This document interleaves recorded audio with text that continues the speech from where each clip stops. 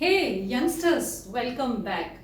बेटा, last class में हमने कुछ लिगेंड्स के बारे में पढ़ा था, इफ यू रिमेम्बर प्रॉपरली, और उनके नाम हमने देखे थे। कुछ कैटायनिक लिगेंड्स, कुछ एनायनिक और कुछ न्यूट्रल लिगेंड्स की हमने बात की थी। आज की क्लास में हम सीखेंगे कि लिगेंड्स कितने टाइप के होते हैं और वो सेंट्रल एटम के साथ जब जुड़ जा करके कॉम्प्लेक्स बनाते हैं तो उस कॉम्प्लेक्स का नाम हम कैसे लिखते हैं। So in today's class is going to be very very important class. आपको बहुत ध्यान से बने रहना है और सीखना है कि IUPAC नोमेनक्लेचर कोऑर्डिनेशन कंपाउंड्स की कैसे की जाती है। बिफोर प्रोसीडिंग फर्दर, मैं आपको पहले कुछ चीजें जो लिगेंड्स के टाइप्स हमारे रह गए हैं उसके बारे में हम बात करेंगे and then will proceed further with the names of coordination compounds. Okay, I hope that is clear to all of you. So let us start the class. So first thing is, beta, we left out certain things before proceeding further. One thing is coordination number. Coordination number क्या होता है बेटा? जब भी कोई complex बनता है तो हमने देखा कि उसकी दो तरह की वैलेंसीज होती हैं, primary valency and secondary valency. तो जो सेकेंडरी वैलेंसी होती है that is the coordination number. Like for example K4FeCN whole 6. So this is one compound. अब इसके अंदर क्या क्या होता है कंपाउंड के अंदर? देखो, ध्यान से देखो, this is known as central atom. ये जो बीच में आयरन है, निकल है, जो भी डी ब्लॉक का एलिमेंट होगा that is known as central atom. ये क्या है? Central atom. ओके, देन ये हमारे हैं, जैसे साइनाइड लगा हुआ है यहाँ पर, दिस इज लीगेंड। इसको क्या बोलते हैं? Ligand. And this is counter ion, जो बैलेंस करता है चार्ज को। अगर हमारा लीगेंड नेगेटिवली चार्ज है तो ये पॉजिटिव चार्ज होगा, और अगर लीगेंड पॉजिटिव है तो ये नेगेटिव होगा। तो this is known as counter ion. Okay, so that was basic thing about your complexes कि किसको क्या बोलते हैं। ये जो ब्रैकेट के अंदर है सारा, from this bracket, from here to here, this is known as complex, और in your books it is given as coordination entity also. It is given as coordination entity also. तो कंफ्यूज नहीं होना आपने, जो कॉम्प्लेक्स है वो that is the thing which is present inside the big bracket, जो कि आयोनाइज नहीं होती है।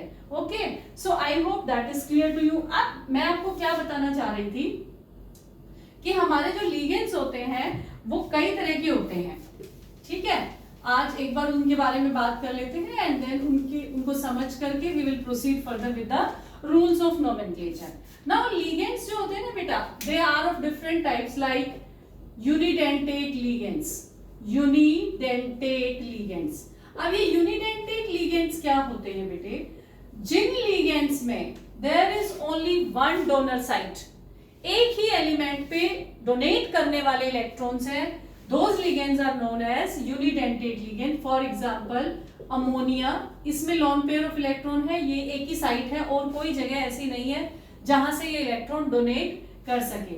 सपोज क्लोराइड आयन, एक ही है chloride ion. And then suppose we have water, इसके पास दो lone pair of electron है, तो it can donate any one pair at a time. So such ligands जिसमें कि डोनर साइट सिर्फ एक ही होता है, ऐसे लिगेंड्स को हम यूनिडेंटेट लिगेंड्स कहते हैं। फर्दर, बाइडेंटेट लिगेंड्स, बाइडेंटेट भी कह सकते हैं आप, डाइडेंटेट भी कह सकते हैं, you can use any of the words. Bidentate ligands वो होते हैं बेटा जिसके अंदर there are two donor sites, there are two donor sites. जैसे for example, there is an example, oxalate आपने सबने सुना होगा, you must have heard the name of oxalic acid, और उसी से बनता है oxalate ion, COO minus COO minus. So यहाँ पर दो डोनर साइट्स हैं, एक ये ऑक्सीजन और एक ये oxygen. There are two donor sites here, so this is known as didentate ligand. Okay, there is one more very important example of didentate ligand, oxalate है एक, तो इसको मैं साइड में लिख देती हूँ। शॉर्ट फॉर्म में कैसे लिखा मिल सकता है आपको? C2O4 2 माइनस, ऐसे करके C2O4 2 माइनस ऐसे मिल सकता है ये आपको। सॉरी, एक सेकेंड, ये आपको C2O4 2 माइनस ऐसे मिल जाएगा ये लिगेंड। एक और लिगेंड है इसमें, इथाइलिन डायमीन। वो क्या है देखो, कल मैंने बताया था आपको ethylene CH2 CH2 NH2 NH2, ethylene diamine. अब इसके अंदर बेटा there are two donor sides, एक ये हो गया और एक ये हो गया, दोनों नाइट्रोजन जो है वो डोनर साइड की तरह काम कर सकते हैं।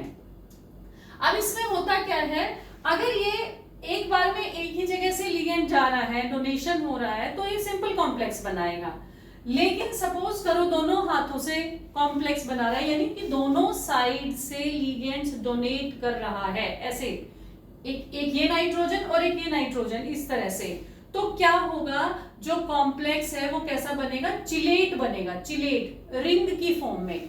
कॉम्प्लेक्स कैसा बनेगा, रिंग की फॉर्म में। जो उसको ऐसे लिगेंड्स को, ऐसे कॉम्प्लेक्सेस को हम बोलते हैं चिलेट्स, जो रिंग की फॉर्म में बनते हैं। जैसे डाइडेंटेट लिगेंड्स जो है वो भी चिलेट बना सकते हैं, ट्राइडेंटेट और पॉलीडेंटेट जितने भी हैं वो सारे चिलेट फॉर्मेशन कर सकते हैं। एंड जो चिलेट्स होते हैं they are always more stable than your normal complexes. Okay, ये बात आई होप आपको क्लियर हो गई होगी। Then you have tridentate ligands. अब इसी को आप थोड़ा सा आगे बढ़ा दीजिए, इसको ट्राइडेंटेट, जिसमें 3 डोनर साइड हो, जो कि आपके कोई ऐसा एग्जांपल है नहीं, बट मैं देती हूं आपको, ट्राइडेंटेट लिगेंड्स।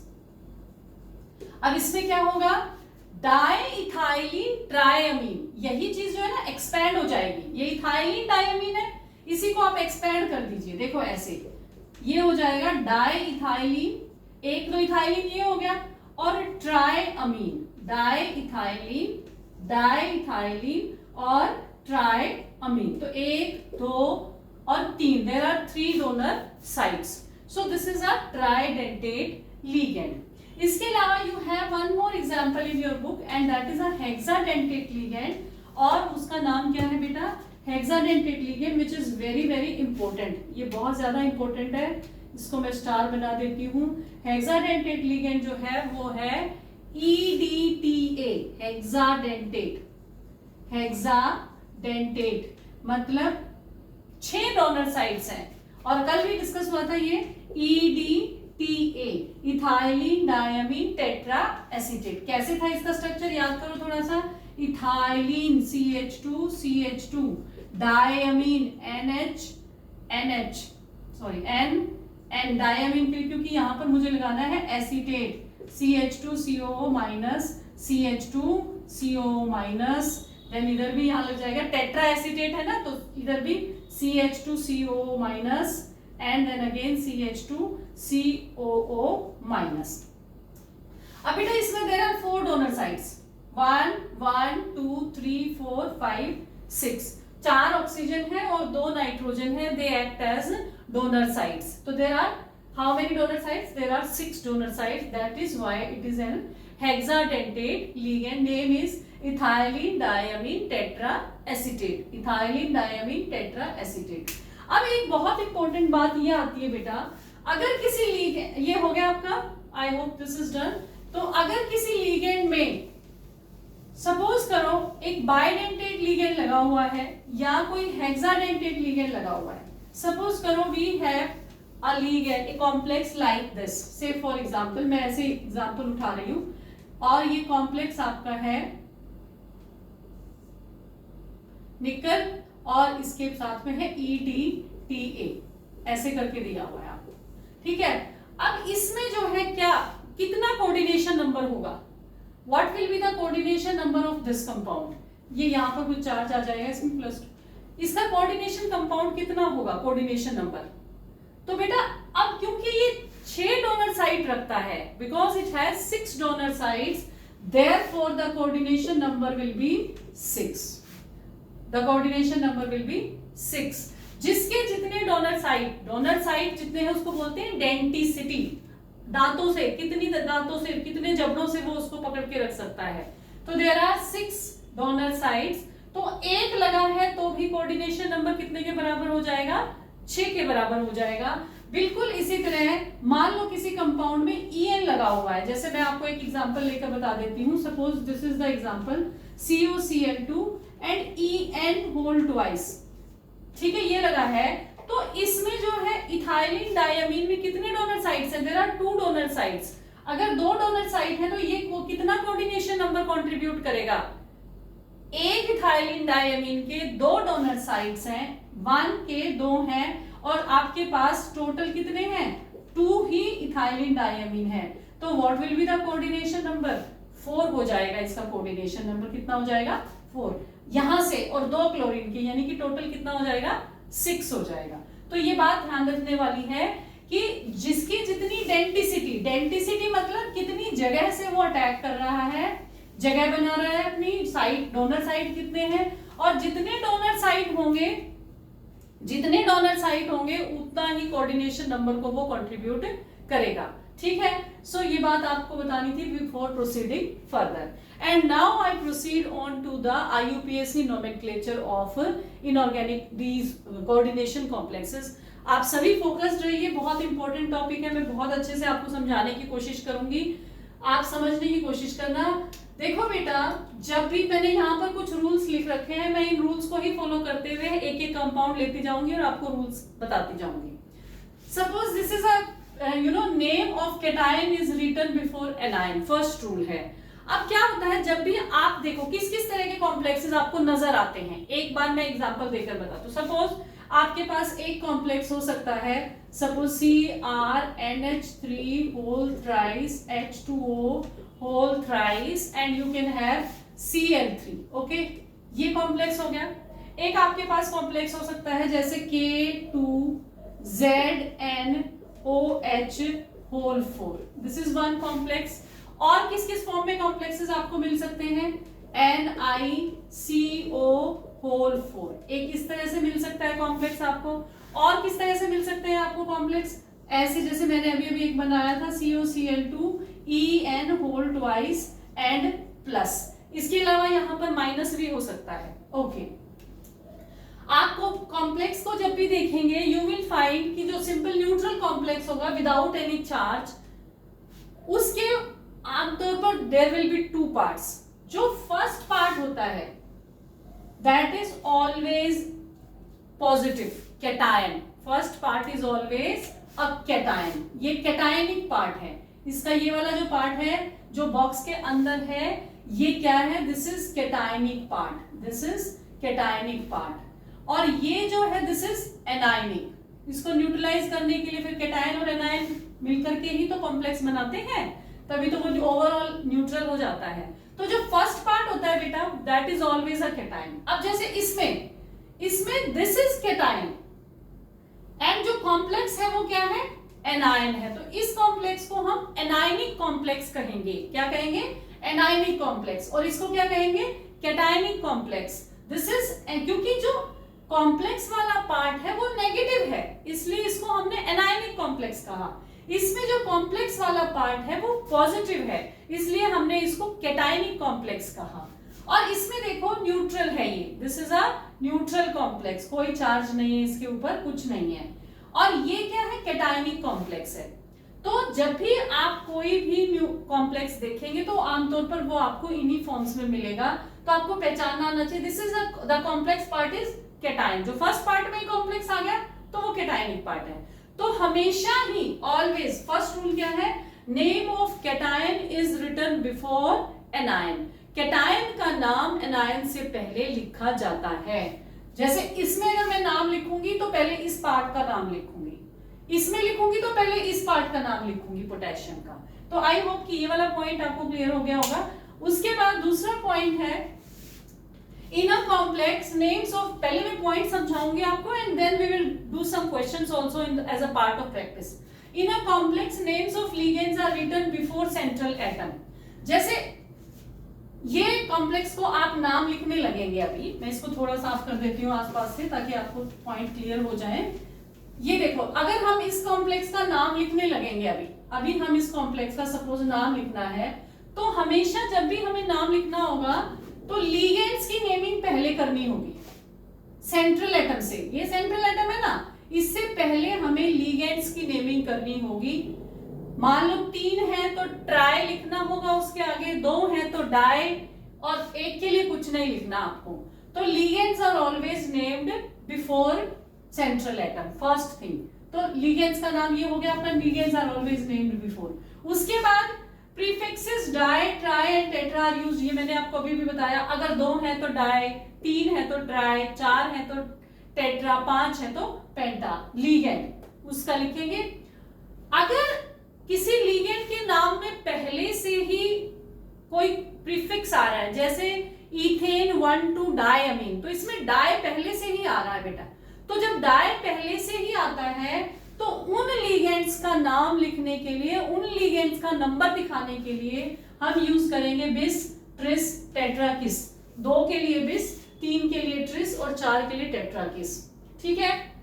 अगर हमारा कॉम्प्लेक्स एनायन है, यहां पर तो कॉम्प्लेक्स कैटायन है, अगर हमारा कॉम्प्लेक्स एनायन है, जैसे हमने अभी अभी एक एग्जांपल देखा था K2ZnOH4, अगर हमारा कॉम्प्लेक्स एनायन है तो जो हमारा सेंट्रल एटम है उसके आगे हम 8 लगाएंगे, ATE, जैसे zincate, nickelate, ferrate, aurate, gold के लिए ऑरेट, सिल्वर के लिए एजेंटेट, प्लैटिनम के लिए प्लैटिनेट, पैलेडियम के लिए पैलेडेट। तो इस तरह से आप जो है 8 लगाएंगे। आपको मैं अभी एग्जांपल्स देके करवाऊंगी, then you will understand it in a better manner. उसके बाद ऑक्सीडेशन नंबर जो है जिसका जितना है सेंट्रल एटम का, वो हम उसके लास्ट में लिखते हैं। ठीक है। So these are the rules. Now let us practice a few questions. Okay, सारे रूल्स को मैं क्लियर करते हुए एक एक क्वेश्चन, हर एक टाइप का एक एक क्वेश्चन मैंने ले लिया है, तो we will practice that now. थोड़ा सा आप ध्यान देंगे कि कैसे नोमेनक्लेचर हम कर रहे हैं। सपोज फर्स्ट क्वेश्चन जो है वो है आपका CO, ये वाला ले रही हूं मैं फिर से। This is your first question. Say for example CONH3 whole thrice H2O whole thrice and Cl3। Okay, तो सबसे पहले तो आप क्या कीजिए, इसकी ऑक्सीडेशन स्टेट निकाल ही लीजिए। सेंट्रल एटम की कैसे निकालते हैं, सपोज करो इसकी मुझे निकालनी है X मान लीजिए। अब अमोनिया पे और वाटर दोनों ही न्यूट्रल लिगेंड है, हमने कल पढ़ा था ये दोनों न्यूट्रल लिगेंड है, इन पे कोई चार्ज नहीं होता, तो इसका तो 0 हो जाएगा, 3 × 0, और इसका भी 0 हो जाएगा। ओके, और ये जो है आप चाहें तो इसको यहाँ पर, जैसे क्लोरीन का -1 होता है एक क्लोरीन का, तो 3 क्लोरीन का -3 हो जाएगा, आप यहाँ पर ले सकते हैं और ओवरऑल 0 कर सकते हैं इसको। ठीक है। और दूसरा तरीका क्या है, आप इसको हटा करके इसके ऊपर +3 चार्ज ले आओ और फिर इसकी ऑक्सीडेशन, तो इसका आंसर क्या आ जाएगा 3। इस तरह से हम एटम्स की, सेंट्रल एटम की ऑक्सीडेशन स्टेट हर एक की निकाल लेते हैं। जो लिगेंड्स के चार्जेस हैं आपको कल बताए थे, कितना किसके ऊपर चार्ज है, अभी भी बताती रहूंगी साथ साथ में आपको। तो इन दोनों पे 0 चार्ज है, हो गया, ये इसकी ऑक्सीडेशन स्टेट निकल गई। अब देखो, अभी हमें इसका नाम लिखना है। अब 2 लिगेंड्स यहाँ लगे हुए हैं, 2 लिगेंड्स यहाँ लगे हुए हैं, तो हमें लिगेंड्स को अल्फाबेटिकल ऑर्डर में उठाना है। ये है अमीन एंड दिस इज एक्वा। अब मैं लिख लेती हूँ अमीन एंड दिस इज एक्वा। अब दोनों ही बेटा ए से शुरू हो रहे हैं, तो फिर क्या करें, नेक्स्ट अल्फाबेट पे चले जाइए। तो अमीन का M पहले आता है एक्वा के Q से, है ना। अमीन का M पहले आ रहा है, तो हम क्या करेंगे, अमीन को पहले लिखेंगे क्योंकि अल्फाबेटिकली वो पहले आ रहा है। तो कैसे लिखेंगे देखो, अब इसका नाम क्या होता है, हमेशा जो फर्स्ट लेटर है सिर्फ वही कैपिटल लिखना है, बाकी सारे स्मॉल में जाएंगे, कोई गैप नहीं छोड़ना। गैप कहां पर आएगा वो मैं आपको बता दूंगी, सिर्फ कैटायन के बाद जब आप एनायन वाले पार्ट का नाम लिखने लगेंगे तभी सिर्फ गैप आएगा, और कहीं कोई गैप नहीं होगा। देखो ट्राई अमीन में डबल M आएगा, इस बात का भी ध्यान रखें आप। Try amine, tri aqua, 3 aqua है तो इसलिए ट्राई एक्वा। ओके, और ये कैटायनिक है बेटा, ये सिंपल कैटायनिक है, तो इसमें आपको 8 लगाने की जरूरत नहीं है। ये वाला पार्ट कैटायन का है ना, और ये एनायन का है, तो tri amine, tri aqua, cobalt. Oxidation state हमने अभी अभी निकाली थी 3, और ये क्या हो जाएगा क्लोराइड। अब यहां पर आपको हल्का सा गैप देना है, क्लोराइड। अब यहां एक बात का और ध्यान रखना है, इसको क्लोराइड ट्राई क्लोराइड नहीं लिखना, ये काउंटर आयन है, ये लिगेंड नहीं है। यहाँ पर लिगेंड सिर्फ वही है जो बिग ब्रैकेट के अंदर है। सिंपल लैंग्वेज में अगर मैं आपको समझाऊं, लिगेंड सिर्फ वही है जो बिग ब्रैकेट में है, जो बाहर है वो लिगेंड नहीं है। उसको आपने सिंपल लिखना है, चाहे 3 है चाहे 2 है, you just have to write chloride. I hope ये आपको क्लियर हो गया होगा। Tri amine, tri aqua, cobalt 3, chloride. ठीक है, उसके बाद एक एग्जांपल हो गया हमारा, और ले लेते हैं दूसरा, एक और एग्जांपल ले लेते हैं। We have another example, suppose करो एक और ले लेते हैं CO। अब इसमें देखो जो दूसरा वाला रूल है ना वो समझाऊंगी मैं आपको। CO whole thrice, then you have okay CO whole thrice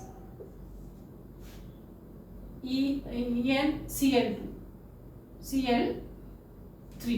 okay ठीक है, या फिर SO4 कुछ भी ले लीजिए, Cl का यहाँ लिया था तो SO4 ले सकते हैं हम लोग, SO4 होल थ्राइस। ठीक है, अब इसमें मेन बात ये है बेटा, यहाँ पर ध्यान देने वाली बात है, क्योंकि ये जो कॉम्प्लेक्स है आपका, ये कॉम्प्लेक्स ऑलरेडी क्या है, ये कॉम्प्लेक्स आपका क्या है, इसके अंदर ये जो लीगेंड है ना, इसमें 1 2 डाई अमीन, डाई पहले से आ रहा है, डाई पहले से आ रहा है, तो क्या करेंगे आप, डाई पहले से आ रहा है तो आप इसका नाम कैसे लिखेंगे, ट्रिस।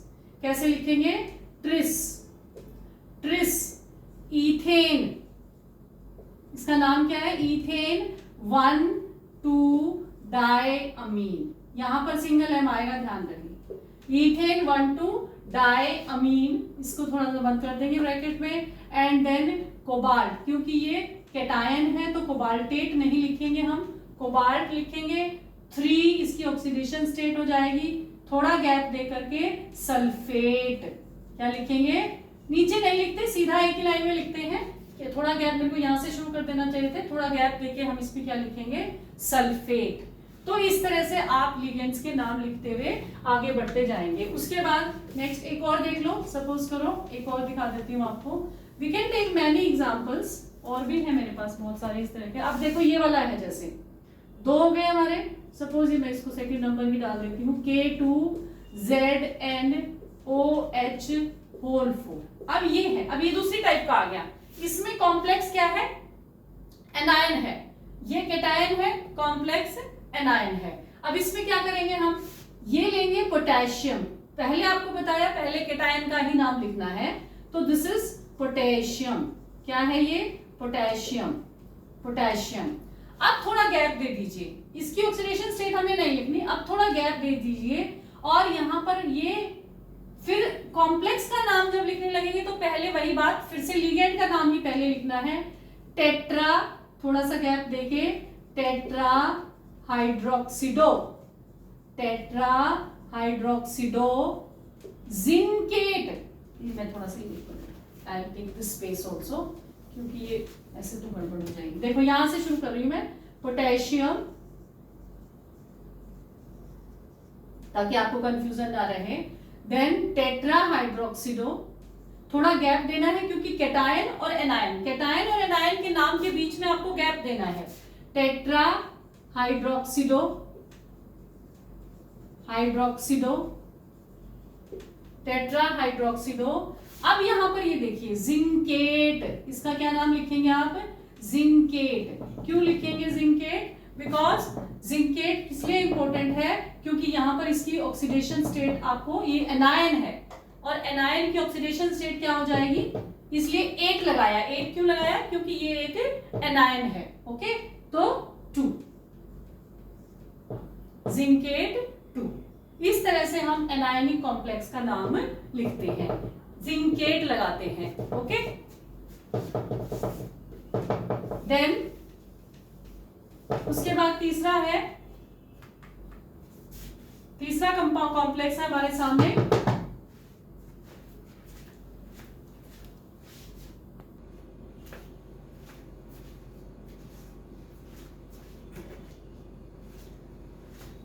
तो बेटा सपोज करो अगर हमें इसका नाम लिखना है तो ये कैटायनिक पार्ट हो गया, और ये क्या है, ये एनायनिक पार्ट है। तो इसका नाम कैसे लिखेंगे, पहले आपको बताया कि सबसे पहले कैटायन का ही नाम लिखना है, तो पोटेशियम, पोटेशियम। अब ये आएगा, शुरू हो जाएगा यहां से, लेकिन इसमें भी पहले आपने किसका नाम लिखना है, इसमें भी पहले आपको लिगेंड का नाम लिखना है, तो ये क्या हो जाएगा, टेट्रा हाइड्रोक्सिडो, हाइड्रोक्सिडो, टेट्रा हाइड्रोक्सिडो। क्योंकि अब हमारा कॉम्प्लेक्स एनायनिक कॉम्प्लेक्स है तो इसलिए जिंकेट, जिंकेट, और जो इसकी ऑक्सीडेशन स्टेट है वो आप यहां पर लगा देंगे। इस तरह से हमें इसका नाम लिखना है। ओके, सो ये आपका एक और एग्जांपल था। अब सपोज करो हम एक आयनिक कॉम्प्लेक्स ले लेते हैं जिसपे चार्ज हो। तो सपोज करो ये हमारे पास है COEN whole twice, then you have Cl2 और इस पे प्लस चार्ज है। अब इसको कैसे नाम लिखेंगे बेटा? देखो, अब वही करना है आपको, बस you have to treat it like a cationic complex. जैसे कैटायन का नाम लिखते हैं उसी तरह से बिल्कुल। तो सबसे पहले आप इसकी ऑक्सीडेशन स्टेट निकाल लेंगे। उसके बाद अब ये है बिस, इथाइलिन डायमीन, इथेन 1 2, ये ई से शुरू होता है एंड दिस इज क्लोरो। तो पहले इसका लिखेंगे, कैसे लिखेंगे? देखो, डाइक्लोरिडो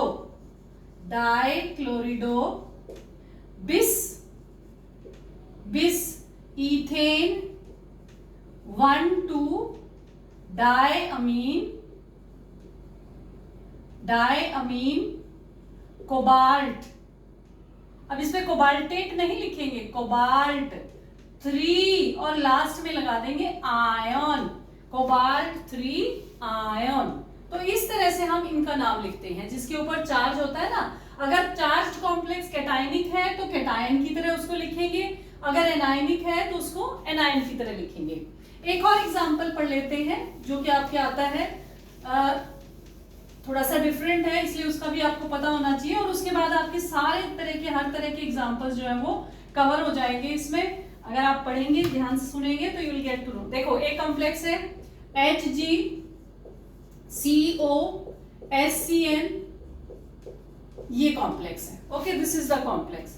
अब इसमें आपको क्या करना है? देखो, जब भी बाहर ब्रैकेट के कोई ट्रांजिशन एलिमेंट ही हो, अगर ब्रैकेट के बाहर कोई ट्रांजिशन एलिमेंट ही है तो उसकी भी ऑक्सीडेशन स्टेट आप लिखेंगे अलग से। अब आपको इसका आइडिया होता है आमतौर पर, जैसे मरकरी एक 1 फॉर्म होती है, सिल्वर मरकरी, इनकी ऑक्सीडेशन स्टेट 1 होती है। तो इसको हम कैसे लिखेंगे? मरकरी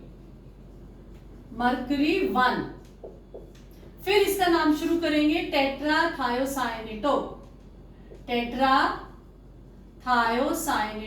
S, क्योंकि ये S की साइड से कनेक्टेड है। थायोसाइनेटो S ऐसे करके S लिखेंगे। और फिर कोबाल्टेट, क्योंकि ये एनायनिक है इसलिए कोबाल्टेट, सब एक साथ जाएगा ये, और इसकी ऑक्सीडेशन स्टेट 3।